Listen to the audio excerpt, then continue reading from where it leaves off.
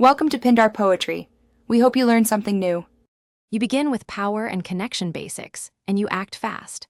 First, swap in fresh AA cells or a charged official battery pack so you know the controller has juice.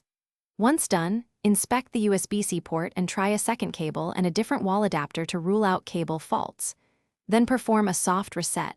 Remove batteries, press and hold the pair button with menu for about 10 seconds, release, and reinsert power to see if it boots.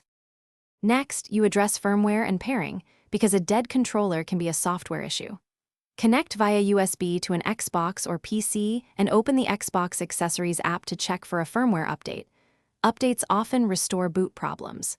If no update helps, attempt a repair.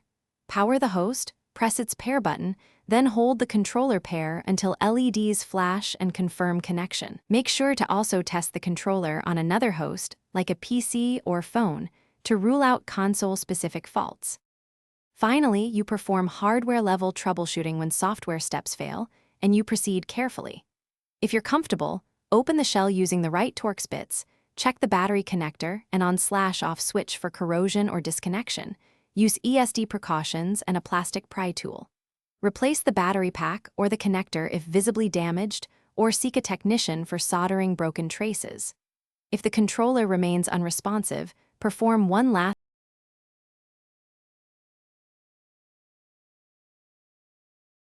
Thanks for watching. Consider subscribing if we helped you.